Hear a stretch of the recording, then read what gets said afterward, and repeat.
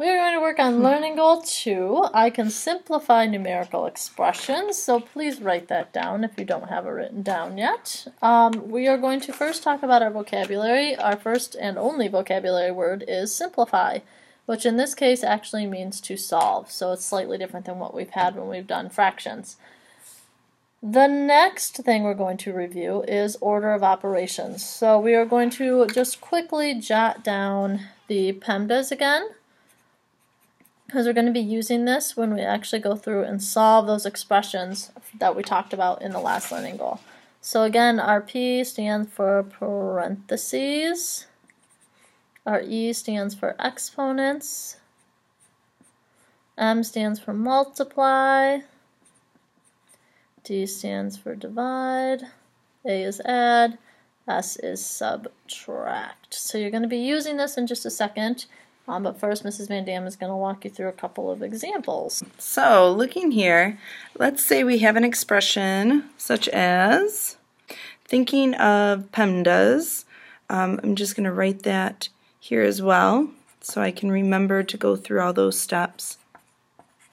And if I do that, I do notice my parentheses right here. So now I'm going to solve this first, and 5 plus 2 equals 7, and then I can just continue on with the other steps there. So now I don't have any exponents, so good there. Now I'm looking and I do need to multiply right here, and so 7 times 3 is 21. So I'm going to include that, but then once again include the other part of the expression still. I don't have any division, so I'm good there, no adding, and then I just need to subtract. 25 minus 21 equals 4, and that would be how I could simplify that numerical expression. So you should have that written down, and we're going to do one more example for you. And again, I'm going to just write this along the side so I make sure that I do them in order. So my equation on this one is going to look like a little crazy. We have like double parentheses. Yeah, we call those brackets. Call those babies a bracket. Okay, so the same thing applies, only this time the bracket actually works like a parenthesis too. So you have to do the parenthesis on the inside, then you do the bracket, then you move on to the next step. So it's almost like a double check that's going to be happening here. So my first step is the parentheses on the inside, so 12 minus 7.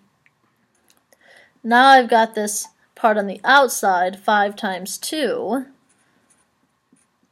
and I have to do that set of parentheses. I don't have an exponent, so I'm going to just hog that exponents line right here because I don't have any more room. So my 5 times 2 is 10. Now I look down. Do I have anything to multiply? No. Nope. I mean, I did. I had it in here, but I had to do that already because it was in the parentheses. So I'm done. My next step, divide. 100 divided by 10 is 10. I have no adding. I have no subtracting, so my answer here is just 10.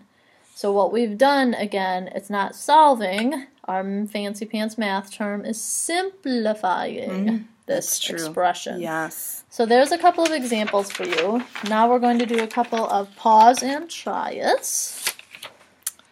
So looking here, you're going to pause. Let's see how we do. So once again, I'm going to think of my PEMDAS off to the side. Scooch it over a little. Whoops, a doodle. Let's see here. I'm squeezing. Hope that works. Okay, so parentheses. I see them right here. We have 2 plus 4 equals 6, and then I'm still just writing everything else out. And exponents, no exponents, thankfully, so I have room. And now I'm going to multiply. So I'm looking here, and I have 6 times 6 equals 36, and continuing my expression. Then dividing is my next step, and I do see that I have that right there. 36 divided by 3 is going to equal, wow, it took me a second there, but it's going to equal 12. And then there's no more adding, no more subtracting. So I just simplified and got down to 12, and hopefully you did as well. Yep. And now take a second and try and write this one down and pause and try it.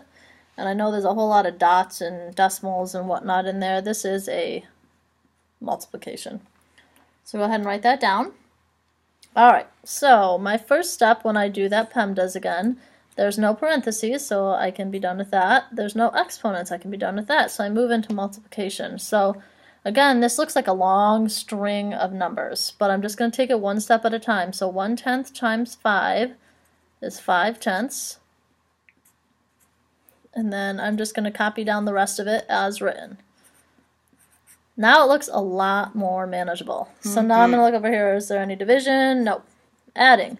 Okay, so 3/10 plus 5/10 I know is 8/10. If you don't know this, you could always line it up like this and add them like you've seen. So 5 plus 3 is 8. 8 plus 2 is 10. I have my new groups. Bada bing, bada boom. There's your answer. 1.0. So now the last thing are a few equations for you to try on your own. Now you are going to see number 5 and freak out. Please don't freak out. Just look. It's like parentheses within parentheses within parentheses. It actually is going to be a really fun problem, I promise. So write down the equation first. Write down your little PEMDAS Q if you need to. And then answer them all. Again, we're going to look for one answer, one numerical answer. So make sure you get it simplified all the way down to 1. And then our guiding question in words, explain how you would use order of operations to solve the following problem. And here's the problem. This actually is much easier than any of these up here. So please write down these, solve them, and come back with them tomorrow.